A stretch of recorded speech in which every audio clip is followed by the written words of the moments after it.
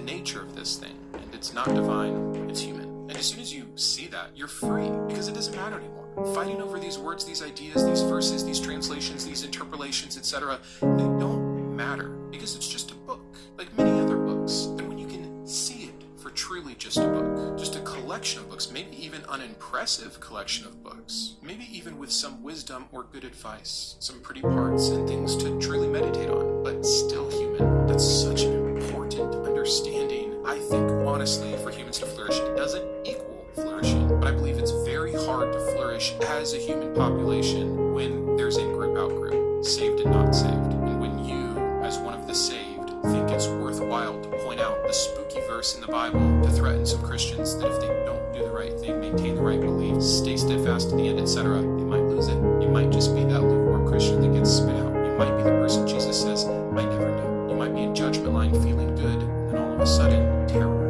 Enough with all of this. It's silly, it's wrong, and it's harmful. I'll see you Thursday for, I have no idea what video I'm doing yet, maybe back to Beyond the Bible. And then again Sunday, I'm really excited to talk about, for lack of a better term for now, the apathy of Christianity. When you rest your laurels on Pascal's wager, what you can miss in this life for tying your horse to the wrong cart, even though so many Christians will profess they can't. I mean, if they're wrong, so what? They lived a better life, they had meaning, they had purpose, they were more moral, they died, they never find out. The video's not really about Pascal's wager, we've said enough on that, but it is to show there is something to be missed when one commits their entire life to this false religion. So, stay tuned for that, I'll see you Sunday. Until then, keep thinking. I wanted to personally thank my top tiers of support.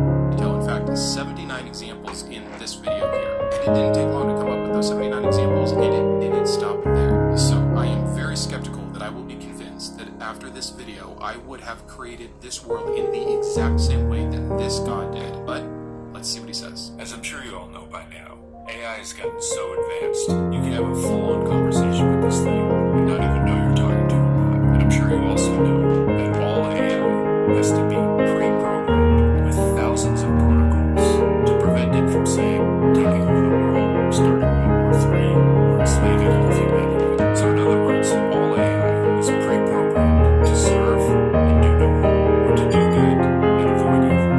Okay, so I don't want to get too combative right off the bat, but I fear what he is setting us up for by using the AI example.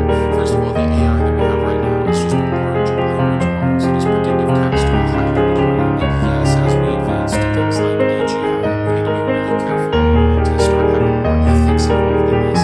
But using terms like, well, they're created to serve and do no harm, to do good and evil, these are very loaded words. And yeah, there could be outcomes from this that need to be thought about and then programmed into them. And we'll see this kind of even bias from lead numbers right now. And by the way, with non-perfect, these diseases just popped up. Things are starting to get away from us. I'd like to bring you back to what happened after the sin in the Garden of Eden that ushered in the fall. The first point is, God chose to do that. He could have forgiven them. He could have just cursed them and not all humanity for all time through collective punishment and generational curse. So we've got to answer for that before we just talk about organic bugs in the system. And then if we just look at the two main curses that God puts on, not to mention the fact that he's releasing Satan, giving dominion, setting up a world that is going to utterly fail in so many ways past disease, but just looking at those two main curses, that man will have to work by the sweat of his brow and women will endure great pain in childbirth. And those things trickle down into much larger things.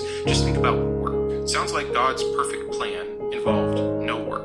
I'm sure Adam's design would have been just to do creative things in the garden, like name the animals. But now man has been damned to work, which again, from our point of privilege, I don't enjoy working. In addition to this channel, I put in 40, if not more hours into my day job. It takes away from my time with family. It takes away from my ability to pursue other things. And again, I'm in the most privileged position. Work has meant death. Work has meant slavery. Work has meant zero time with loved ones. Work is a way bigger curse than I think people typically think of. And it's not some organic bug. It is a designed curse from God. Same thing with women. This whole pain in childbirth means imperfection in childbirth. Not only are something like 1 in 3 babies miscarriages, which cause great stress and trauma for these mothers, but before the advent of modern medicine, do you know how many children and mothers died during childbirth itself? And again, not a bug. God's plan. God went in and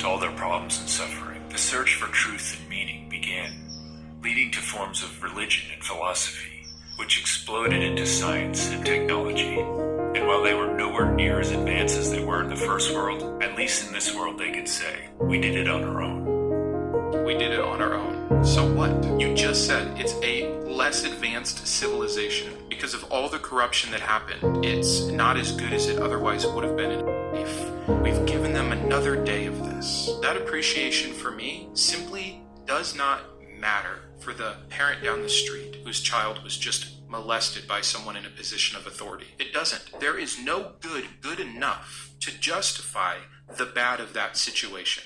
And if you think there is, I think you're heartless. I think you're naive, to put it as nicely as I can. Now, this world wasn't perfect, far from it, but at least those in it were free to be. Now, the engineers found themselves becoming totally enamored by their new creations, but as a result, there was some pushback. We just created a very cruel and unfair world, some argued, and millions of the good that we hope to create are just being wasted every day. So the engineers thought, let's see if we can come up with a way to mitigate all the evil and suffering while still allowing their freedom. So for the first idea, they thought, we already monitor all their thoughts. So anytime anyone's about to make a really bad choice, the system will just intervene and will either edit or overwrite the choice. This way they're still free, just on a very short leash. Well, this turned out to be a humongous-sized disaster. They quickly learned that overwriting some of the choices was far worse than not allowing any. And to change that one choice, they had to change the thousands of choices that led to that one choice, which often meant rewriting entire life stories for multiple bots through multiple generations. Let's just say this caused such severe brain damage and complete system crashes that the engineers vowed never to touch the code of an individual's mind ever again. Wow, this is really bizarre. This is a really bad take. It's a straw man, for one, that he's just building himself to burn down himself to look good here. But I think the comparison he's trying to make is when people like myself say, look at all this harm, a good God would and could and should be intervening. And he's saying, no, that can't happen. And I mentioned this earlier, but I'm going to list a bunch of verses on the screen right now where God actually intervenes in the hearts and minds of his. Is it an insane idea to say that perceived boredom, by the way, which I think we could talk about how that wouldn't be the case, but for sake of argument, we'll concede to it, is light years better than the daily harm that we see to people suffering on this planet to the degree of hundreds of billions of them so far? Utter insanity. But this still left so many unsettled. It's just not fair. The strong push around the weak and get away with it, and the innocent die. What's the point? So they tried one more solution. What if there is a system of absolute justice? That is, everyone gets exactly what they deserve in the end, and everything is made fair. So in this system, every single bot will be responsible for every single mode of choice and action of their entire lives. So all those who chose evil will have to pay for it permanently. And all those who chose good will be rewarded permanently. And for all those who suffered tremendously through no fault of their own, yet remained good, will be reimbursed, as if they suffered for 1 million lifetimes. So at the end of every bot's life, no matter how long or short that may be, the log is reviewed of every mode of choice and action of their entire lives. And the criterion for this judgment are the original protocols, written into every bot's memory. And the only leniency they'll be shown will be the same leniency they showed others. Wow, I didn't know we were going to have to do this. This turned into a heaven and hell apologetic as well. But of course, it is the biggest cop-out. And it's funny, he actually has to admit defeat to make this next point. He ends all of those excuses he made with, well, it's still not fair. So here's what we're going to do about it. Heaven and hell, eternal punishment or reward. And what he's alluding to there with the original protocols is the law. Tell me how, and we'll just stick with this example, but please understand you could do this with millions, billions, truly, of different outcomes and situations. Tell me how this man, who was allowed to grow old, who profited off of his corruption, who pleasured off of his harm, accepts the right idea, maybe, and let's just, for all the Christian arguments, truly repents, feels remorseful, but at age 80, cries in the corner, for all the wrong and harm he's done. And Jesus stands before the Father on his day of judgment and says, treat him as you would treat me. I am this man's advocate. And the Father says, welcome. Tell me exactly where in all of that man took responsibility for his actions. Tell me where the fairness is. And by the way, I could just make this case so much worse because it is not spelled out clearly in the Bible, general revelation, nor is the age of accountability. We have good reason to believe, and many parts of Christianity do believe, that even babies and young children will go to hell if not properly baptized or believing. But I'm trying to make the easiest case for all Christians to agree on. And even then it fails beyond measure. You can think whatever you want about me. Oh, he runs an atheist channel. Oh, he must hate God. Oh, he must just want to drag people to hell. You can think whatever you want, but I am an amazing father. You can't take that away from me. I know how well I love my kids. I know how I treat them. I know how I provide for them. I know how I help them. I know how I forgive them. I know how good of a dad I am. And according to your belief system, I will go and burn in hell. While some priest or pastor that is sexually abusing children, living the secret life of sin, will have the chance, because he thought the right thought at some point in his life, to be in paradise and perfection forever, even though it won't be boring, even though a perfect state of things should be boring. Justice, this system is not. And we could talk for 20 more hours on why heaven and hell don't fix this. But by the way, saying as your apologetic that heaven and hell fix it means that it was wrong and broken to begin with. Okay, I think he's about to wrap the video up. Now some are To be defeated. Now, if you actually meant that prayer, you're actually meaning that God is doing something your son is not capable of doing on his own. To make that point, thus changing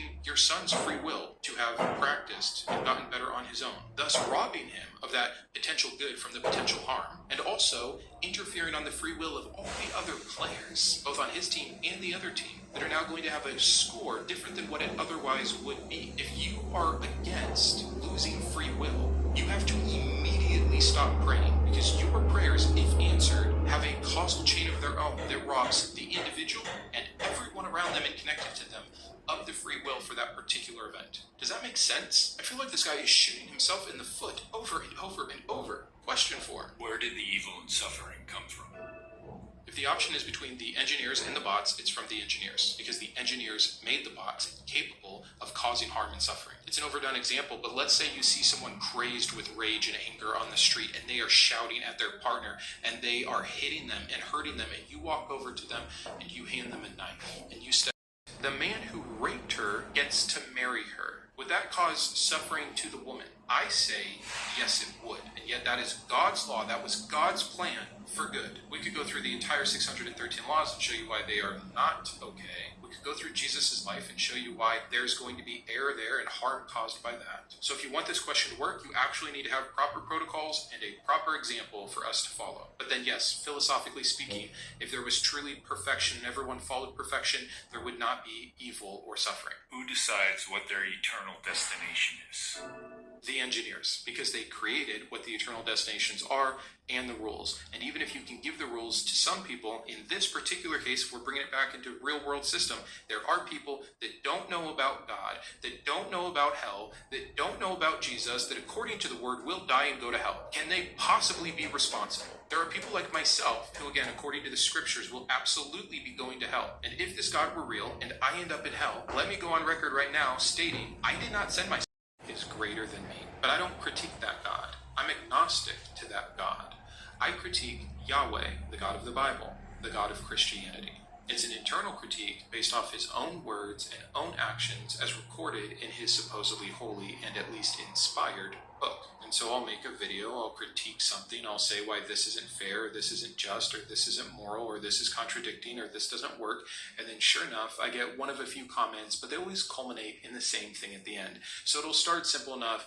Who are you to judge God? Why do you think you know better? Don't you know God's ways are higher than ours? He's a mystery to us. How egotistical of you, Brandon. And then sure enough, towards the end, I get the question, do you really think you could do better than God?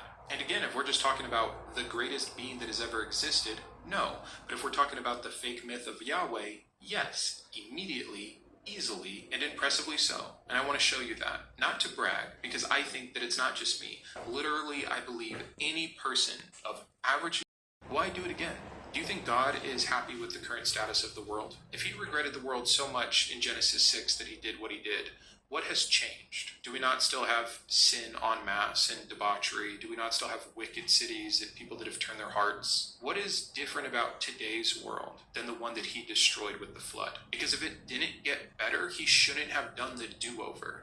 And the thing is God knew how we were going to end up. And if we were going to end up just as evil and wicked, maybe don't do the flood at all and just let humanity continue, right? Like, it only makes sense in the story if you actually improved things. But he didn't. So not only did he commit the world's biggest genocide, but it was fruitless. And again, we could stop the video right there. Bam, I have solved it. I have done better than this perfect God. But let's continue. You know, a big one that I talk about a lot is the Tower of Babel. We have had issue after issue, a stick around it. How moral is it to do this good thing for your neighbor so that God will reward you? How moral is it to not do this thing to your neighbor so that you don't get God's wrath? Is morality so simple from this perfect being that he has to drop down to the human level of motivators of pain and pleasure? Surely, real morality, real justice, real perfection, real truth could and should look differently than that. What if this God encouraged scientific discovery? What if it wasn't a threat to him? What if it actually revealed him and his nature instead of the opposite? What if this God provided abundant resources? You know, Christians talk all the time about this Goldilocks effect of how we are in the absolute perfect existence, and it points to God. How ignorant of our actual surroundings on this earth, about how unlivable it is in most places. Even on those places where surviving is possible, most people have not and are not thriving. God hasn't come back yet. God hasn't stopped his great experiment 2.0 since the time of after the flood, and yet we don't have abundant enough resources to provide even the base needs for millions, if not billions of people on this earth. 25,000 easily. How ridiculous. I kind of mentioned this already, but as I think about it, what about a universal access to truth? You want to know the truth? The truth is important to you? Guess what? You can know it, right? I think the saddest thing that exists in the Christian life today is that there are Christians who believe in this God, who desperately read through his word because they want to know him, because they want to obey him, and yet they cannot come to a conclusion. They cannot be sure if they're deceived, because there's an entity that this God allowed to deceive people, or that sometimes this God is the one doing the deceiving. And there's a church down the street that believes something that is mutually exclusive to what they believe. So out of an act of sheer humility, how can they be sure? What makes them think they got it right? For those of you that think you have it right, who have turned a blind eye to all the other Christians who believe differently than you either truly are the luckiest person in the world, or you are so egotistical and vain that you cannot comprehend the fact that if you're right, that means someone else is wrong. And if they're sincere and wrong, that's unfair. So, universal access to the truth. Now, we could spend a little bit of time on the Bible. If I wrote a book that I wanted to communicate one time to the human race, I would make sure that I wrote it. I wouldn't use my own creation that I have deemed to be unfit, deceitful, unworthy, sinful, evil, wicked, and at times downright stupid to do the work for me. Why does God need a ghostwriter? A literal ghostwriter, because it's inspired by the Holy Spirit, supposedly, and also written by so many anonymous authors. I would pen my own book, and I would update the media with the times. In the 90s, I would have had the best VHS come out. Well, no, Brandon, I mean, oh my gosh, can you imagine if God just put everything on tape for everyone? It would require no faith at all. But yet you believe that he wrote a book. The only reason faith has become so important to the Christian is because there's a lack of evidence. There's a lack of support. And the evidence that we do have is so bad, so conflicting, so contradicting, so vague, and so confusing that we have had to implement an entire strategy around it called faith, to make it look like it was purposeful instead of inept. God could still test your faith in 1,000 ways, but it would mean more, and it would be more fair if he actually gave every message in a way that I know you can receive as an individual, not collectively, in a way that you can understand, because I've also upped my game on how I create the brain, and everyone has the correct information to start utilizing their supposed free will. Free will goes out the window, not just because of everything I've already mentioned, but because of the sheer fact that most of the people who have ever lived had no idea who this God even was. So I'd up my PR game as well.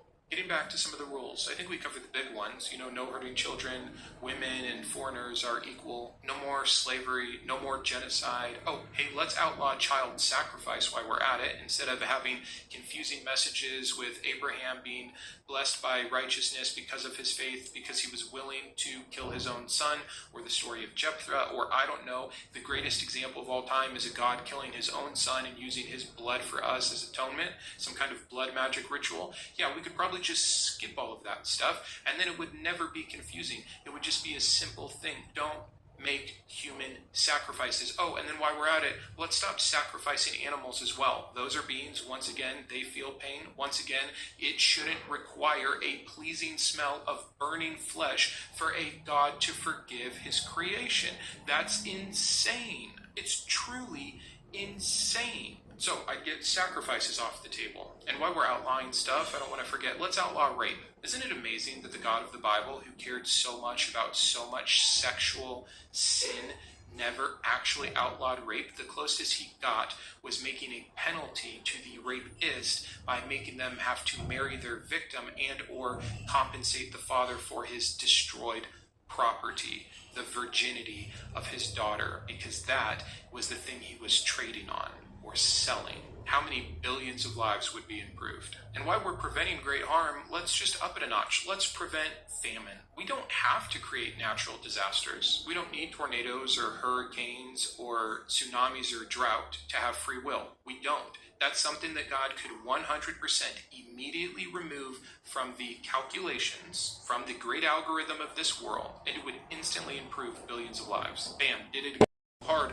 Could we not have gone smaller? For instance, if I have a foreknowledge of eventually ending up with an Earth that is going to house about 10 billion people by the end of the century, what I don't think I would do is when I start with the first two and they immediately mess up as soon as a mess up can happen to introduce sin into the entire world, that I decided was going to be a generational curse and was going to follow everyone forever instead of giving everyone their own fair shot in the Garden of Eden, I probably would have put a limiter of, 2 people. Or maybe I'm going to let their kids try again in perfection, not curse them immediately. That doesn't make any sense, right? Why would they be subject to the failed test results of the first test? Do you see how easy this is? I bet I could be in this room and do this for the next 24 hours and not get redundant. But I do want to be mindful of the time, so let's see if there's any other big ones. Even if I was going to be the kind of God that allowed cause and effect, and that allowed free will, and that allowed suffering, could I not put limiters on that suffering? Could I not dial down our pain receptors?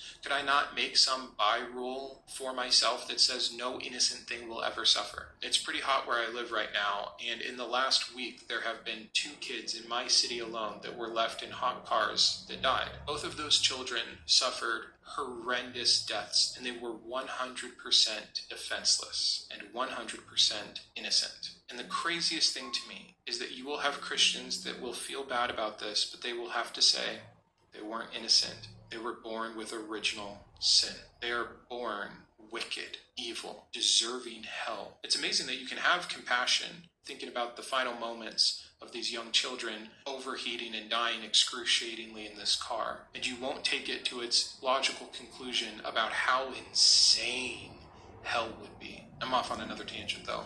Anything else? Ooh, I think one that I've thought about a lot is promoting actual stewardship over this planet. It's kind of there in the creation myth, naming the animals and taking care of the garden, but it's very quickly replaced with anyone can do as I am doing. Anyone can sit down, and if they're willing to offend, that's it. If you're willing to offend a belief system where someone else thinks this God is perfect, this God is all loving, this God is all just, this God is all knowing, and this is what we get from it, it cannot be. So yeah, if you're willing to offend those sensitivities, I think you can easily, immediately, and impressively improve upon this God. I think I've shown that today. I'm sure that not all of you can agree. I'm also sure that there's 1,000 other ways you can do it. So why don't you let me know in the comments what else you would do? What else I have missed, and I know I've missed tons, that could easily improve this particular God. And between what I've shared in this video and what I hope will be shared in the comments, the reason I even do this at all is to help Christians who are stuck with the indoctrination, who are stuck with all of the excuses they have been taught, who are stuck with the same cop-out answers, the same lame and redundant apologetics, that upon any amount of examination fail completely. My aim is that it will help you see past all that. My aim is that it will make you, and I've said this once before, and I think I'm going to make it a mantra of the channel, demand more from your God. I don't know what it would take for me to worship another being. I'm not sure if that's something I'd ever even think is appropriate now that I've deconverted. But if there was anything that would ever make me stand in awe or want to worship or serve or completely obey or turn off my mind to follow, my standards for that have gone up since leaving the faith. And I think that is a good thing. I think that is incredibly healthy.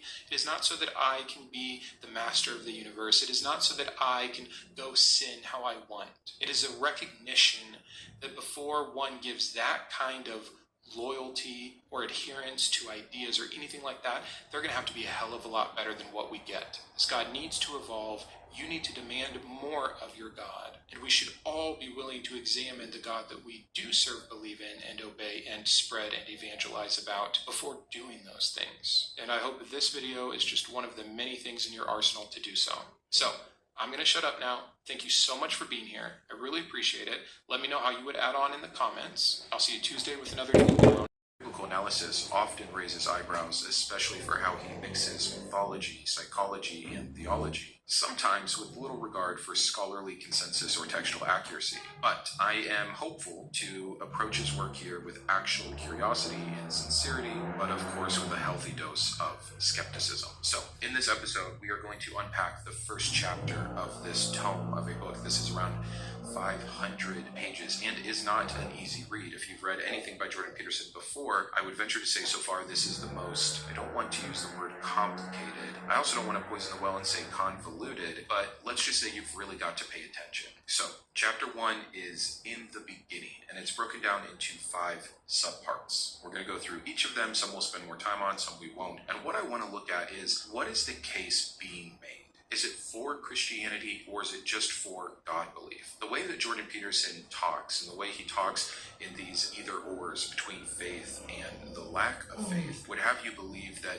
he's really just trying to say God, and he might even be redefining God. In fact, if you continue to watch the rest of the part of the clip that I showed you, he goes on to say, if one believes in good, does one really not believe in God? So if we're just going to completely change the terminologies around what we mean when we say God or religion or Christianity, then maybe he'll get his point across. But I'm going to try to hold his feet to the fire here, because he's using an entire 500-page book that is filled with biblical stories. That's one specific religion. It would be one thing if he was using Hindu Vedas, Buddhist texts, early Native American creation stories to kind of appeal to this, and it would still be a little bit of a fallacy, but to appeal to this majority aspect of how humanity has always sought something higher, something deeper, something greater than themselves. But when you niche down to using only Christian texts to make your case, even if just metaphorically for a greater being, I think you've attached yourself to the Christian worldview and the truth claims of the text so much that you're going to have a hard time escaping. And I think we see that already in chapter 1. So I'm going to shut up with this preview and we're going to get right into it. And the first subpart here is God as a creative spirit. Jordan is making the case about what the nature of God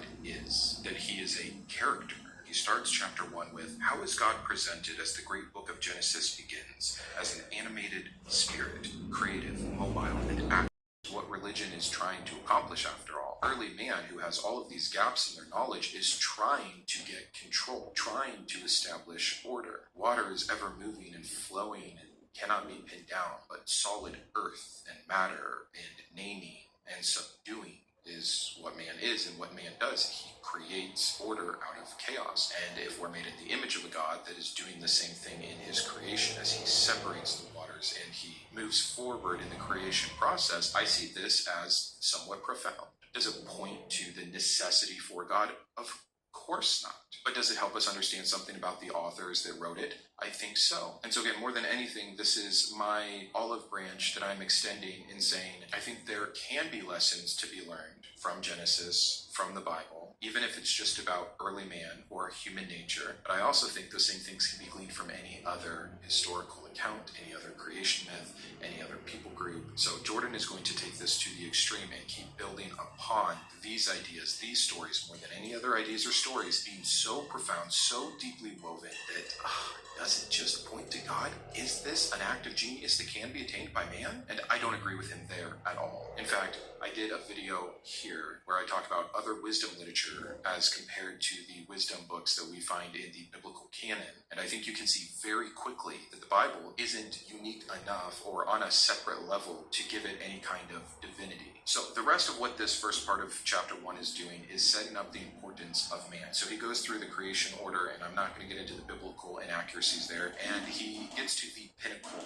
of creation. Everything has been good. God did this, it was good. God did this, it was good. But when he created man, that was very good. This is going to be important for a lot of the cases that he's going to continue to try to draw out from this. And to sound like Jordan Peterson, fair enough. In reading the biblical account, you can tell that we are reaching a crescendo. But let me skip forward a few pages and read this part to you. Creation culminates in the making of man and woman, and it is their creation specifically that is deemed very good. The first two human beings, and men and women in general, are thus avatars of God himself, with God as the creative spirit that calls order into being from chaos and possibility, and man and woman as a microcosm of that spirit, similar or even identical in essence, charged with forever reiterating the creative process. A more optimistic conception of humanity could hardly be imagined. That's what I mean. Those kinds of lines are scattered throughout what I've read so far of this book and what I know to be true of Jordan's speaking, that it's just too much. It's just too perfect. How else could we better conceive of man, the image of God that is identical, essentially, which no, it is not. So many distinctions between God and man that is supposedly created in the image of God. The first being, God cannot be tempted by evil, and yet that is the first and only test put in front of man. Not how well he gardens, not how well he names the animals, how well he can resist temptation, something God himself cannot even fathom. And that very difference leads to the eternity of differences that will be forthcoming. What I see happening here is a very positive lens of the Bible and an extreme cherry picking to get the essence out of it that you need without seeing the whole story or confronting the issues. And that's going to continue to be a problem for us as we go through this book. But let me read to you kind of his closing argument for this section. Do we believe this story? Do we believe what it states and implies? First, what does it mean to believe? We certainly act individually and collectively as if it were true, at least when we are behaving as we should, at least when we are acting in the genuinely best interest of ourselves and everyone else. We treat the people we love, and even the people we hate, as if they are indefinitely valuable loci of creative consciousness, capable of finding their way forward and creating the world that is dependent on their finding. It is the fact of this supreme identity and being that forever impedes the power match striving of every organization, society, or state that dares threaten individual sovereignty. The wise and the unwise alike would do well to thank the Lord for that. Well, I don't know about that. This is interesting as a main argument. He's going to expand on it. And you know what we're going to do? I'm going to call an audible. I don't want to rush through this. This is the setup for the rest of the book. I was going to cover 1.2, 3, 4, and 5. I think we'll just stick with 1.1 today. We'll do the rest of chapter 1 for episode 2. But there's some other things I wanted to show you about what Jordan has said about this book, what is written in the jacket, and other things that I think we can better fill this time with to set up a good foundation for looking into this book. So what is he pointing out here? It seems to me that he recognizes that people put people as a priority, that we all act as if people are more valuable, which is what is described in the Genesis account of people being at the pinnacle of creation. And thus, we should thank God for that, because in acting out that trueness, we benefit one another, because there's a big or else when we don't, which I'll read to you in just a minute. But this is what I think Jordan does a lot, just in listening to him and in reading him. He creates these black or white fallacies, these false dichotomies that one needs to choose from. That because people can recognize the value in other people, that must mean we are agreeing with the Genesis account of divinely inspired beings. humans. And I'm so fascinated by this because Jordan believes in evolution, or at least he used to. I don't know if that has changed to such a degree, but we already have an answer for this. We know it was more useful to treat someone, let's just say Homo sapien to Homo sapien, better than, again, that crab on the beach. That crab's not going to do anything for you except be your food. But this other Homo sapien, this other tribe, this other group, we can trade with, we can make deals with, we can get protection from. That places an innate value, human to human, that we didn't have with other species. It says nothing of the fact that any of us are divinely made, and it doesn't take a genius or a Bible or Genesis to recognize that. And the very fact that Homo sapiens were treating each other with preference over other species long before the creation of this particular God, Yahweh, or the stories and then scriptures that would become the narrative of that God were ever even conceived of. And that's a fact that's just all too telling, that I think immediately disrupts this dichotomy. We can believe that humans are special. We can believe that we're more valuable. Jordan's going to try to pull it down to this evolutionary belief that man's not special. Yeah, it might just be a preference. It might be some fact of usefulness, which I think Jordan in a minute is about to tell us is the trueness of real truth. But there's a billion reasons why humans would have and would continue to think and act this way that have nothing to do with because we're made in the image of God or because this is a divine setup. So let me read further, and this might clarify some things. We object, deeply offended if anyone fails to treat us as befits a child of God. That is, if anyone fails to treat us as if we truly matter. We likewise offend if we treat others as if they are beneath us, as if they are anything less than the conscious beings of sacred worth upon whose experience reality itself somehow mysteriously depends. No, that sentence is so fundamentally false and out of nowhere. It starts fine. We likewise offend if we treat others as if they are beneath us. Yes, equity is important to people. And again, there's evolutionary roots to that. Or even just, if you don't want to go there, psychological basis for that. As if they are anything less than the conscious beings of sacred worth. No, you don't have to believe in the sacred. Consciousness definitely plays a part because it's what allows us to be able to give back, barter, trade, etc. But he's attaching so much here to the divine. Sacred worth upon whose experience reality itself somehow mysteriously depends. Oh, it's just so much reaching. Even if the story that we tell ourselves is this increasingly atheistic, materialistic, and fact-based world existing in skeptical contradistinction to that belief, we still believe insofar as we act out such offense, whether given or taken. No, this is what I mean. He is changing all the meanings of the words to be able to defeat the atheist argument. And I think that's really as lame as it is. Seriously, when he says, I can defeat atheism, it's by saying no one's really an atheist. Because when you act in the way that humans act, I'm going to attribute the motivations behind that to you recognizing the importance or necessity of being treated like a child of God. This insane additional sacred worth that none of us were using. How dare we base it in the materialistic, atheistic, fact-based world that he is opposing here? Why shouldn't we? Why add on these unnecessary, unproven levels to this? If you want to dress things up in mystery and sacredness for the fun of it, by all means go ahead. But to say that we require it,